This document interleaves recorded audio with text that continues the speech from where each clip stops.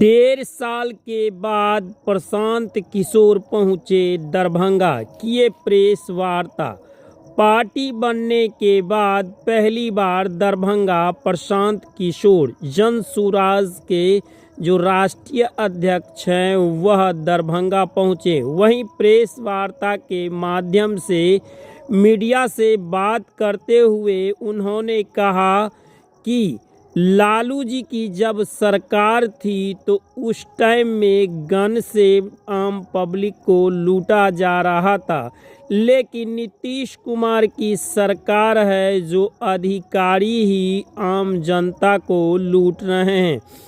उन्होंने यह भी कहा कि यदि बागेश्वर बाबा कह रहे हैं हिंदू राष्ट्र हम बनाएंगे तो संविधान दरबार में नहीं बनती है, संविधान संसद में बनाया जाता है, ना कि उनके दरबार में। इसलिए बागेश्वर बाबा कौन होते हैं हिंदू राष्ट्र बनाने वाले, क्या कुछ कहा वह भी मैं वीडियो के माध्यम से आपको सुनाता हूं। दरभंगा में जब पहुंचे जनसुराज के जो राष्ट्रीय अध्यक्ष हैं प्रशांत किशोर, उन्होंने लगातार विधानसभा जो चुनाव आने जा रहा है इसको लेकर पदयात्रा कई वर्षों से प्रत्येक गांव-गांव, मोहल्ले-मोहल्ले, कस्बे-कस्बे जाकर अपनी जनसभा करते हैं। वहीं अब उन्होंने कहा कि हमारे कार्यकर्ताओं के द्वारा प्रत्येक रोज यानी 3000 सभाएं की जाएगी। उन्होंने क्या कुछ कहा सुने। और लोग बालू माफिया कितना कमा रहा है, 10,000 करोड़। तो बिहार में आय का पहला स्रोत है शराबबंदी हटाना, बालू माफिया को खत्म करना। इन दोनों चीज से बिहार में 25 से 30 हजार करोड़ रुपया एक्स्ट्रा जमा किया जा सकता है। एक अलग सवाल पर चलते हैं कि अभी वीरेंद्र शास्त्री बाबा बागेश्वर बोलते हैं वो हिंदू राष्ट्र की मांग की घोषणा करते हैं। बिहार में ही जो है ये आंदोलन तेज होगा और बीजेपी के विधायक लोग उनको कहीं ना कहीं समर्थन दे रहे हैं। इस तरह का क्या है? क्या करें, बाबा बागेश्वर क्या बिहार के हैं? क्या वही देश चलाते हैं? क्या संविधान उन्हीं के कहने से चेंज होगा? अरे भाई, हर व्यक्ति अपनी भावना व्यक्त करने के लिए स्वतंत्र है, लोकतंत्र है। बाबा बागेश्वर भी आए हैं, अपना कुछ बोल रहे हैं, जो बोल रहे हैं उनके समर्थक उसको सुन सकते हैं, उस पर टिप्पणी कर सकते हैं। लेकिन देश किसी बाबा के कहने से थोड़ी चलता है। देश चुने हुए प्रतिनिधि, जनता के द्वारा चुने हुए प्रतिनिधियों के द्वारा चलता है। देश का कानून संसद में बनता है, किसी बाबा के दरबार में तो बनता नहीं है। देश जो है वो संविधान से चलता है। हिंदू राष्ट्र वो मांग रख रहे हैं, ये कितना उचित है आपकी नजरों में? और संविधान आप सवाल पूछ रहे हैं, यही हास्यास्पद है। इस देश को बनाने वालों ने, इस देश के फाउंडिंग फादर्स ने जब इस देश को सेकुलर राष्ट्र के तौर पर बनाया है तो आप और हम कौन हैं हिंदू राष्ट्र की बात करने वाले? क्या ऐसे मांग करने वाले लोग गांधी जी से बड़े समझदार हो गए? क्या गांधी, नेहरू, पटेल, सुभाष चंद्र बोस, बाबा साहब अम्बेडकर इन सबसे बड़े यही लोग हो गए? और अभी तो लोकसभा का चुनाव हुआ, लोकसभा के चुनाव में जनता ने अपना मत दिया, कहा कि भाई भाजपा वाले रूल करो लेकिन लिमिट में रह के रूल करो। अगर संविधान बदलने की बात करोगे तो जनता उसको स्वीकार नहीं करेगी। जो बात संविधान में आधारभूत बातें बताई गई हैं उसमें संशोधन की कोई किसी को हिम्मत नहीं है। अगर होगा तो पब्लिक उसको उस हिसाब से निपटेगी, आप चिंता ना करें। अरे भाई, क्यों इतना तूल दे रहे हैं? उनके बयान को पूछ कौन रहा है?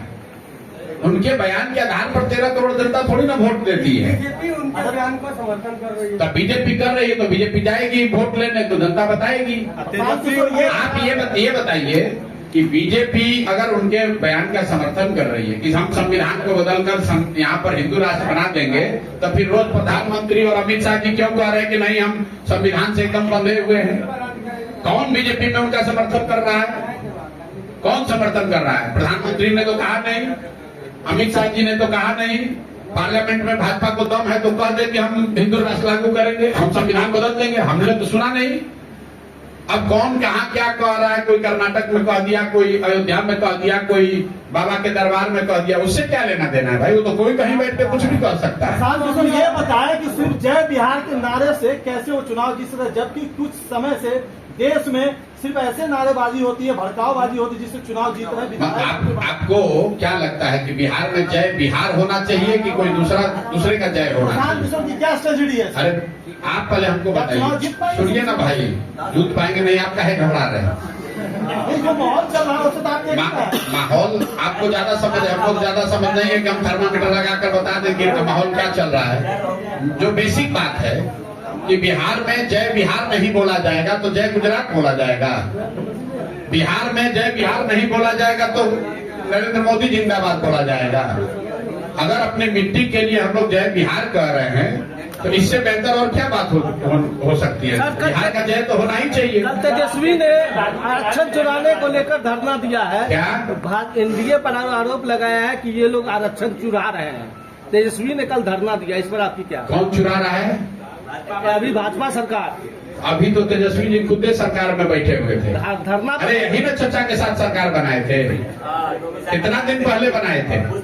2 दिन पहले विधानसभा में तेजस्वी जी डोमिसाइल पर कुछ बयानबाजी कर रहे थे, हंगामा कर रहे थे, और यहाँ के लोगों को इतना मूर्ख समझ रहे हैं कि कोई ये जान नहीं रहा है कि भाई जब शिक्षकों की बहाली हुई तो शिक्षा मंत्री कौन था?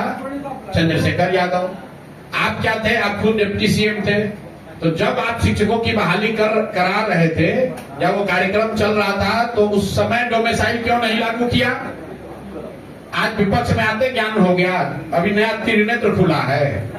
अरे भाई अभी तो आप डिप्टी सीएम थे, डोमिसाइल नीति को क्यों नहीं बदला? 15 साल माँ बाबूजी उनके मुख्यमंत्री थे। ये डोमिसाइल नीति किसने बनाया है? हम लोग तो सत्ता में थे नहीं। वो दोनों ओर से आप ही रहिएगा। आप सत्ता में है तो कह रहे हैं कि नौकरी हमने दिया, और अभी कह रहे हैं कि डोमिसाइल नीति गलत है। तो भाई उसमें डोमिसाइल नीति के तहत ही तो 60-70% यूपी मध्य प्रदेश के लोगों को नौकरी मिली है।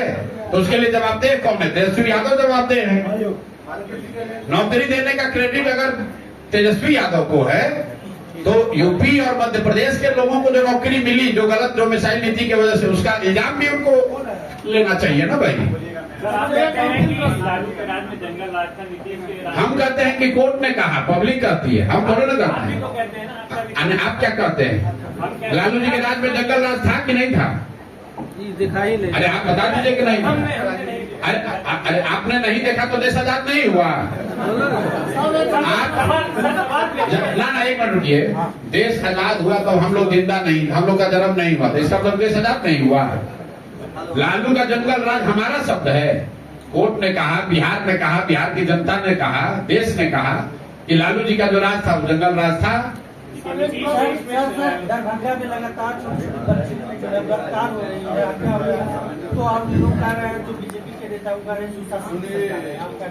अरे भैया बीजेपी के कहने से क्या होता है? बीजेपी के लोगों की हालत तो ये है, आप कह रहे हैं कि किसी बच्ची के साथ दुर्भाग्यपूर्ण घटना हुई है।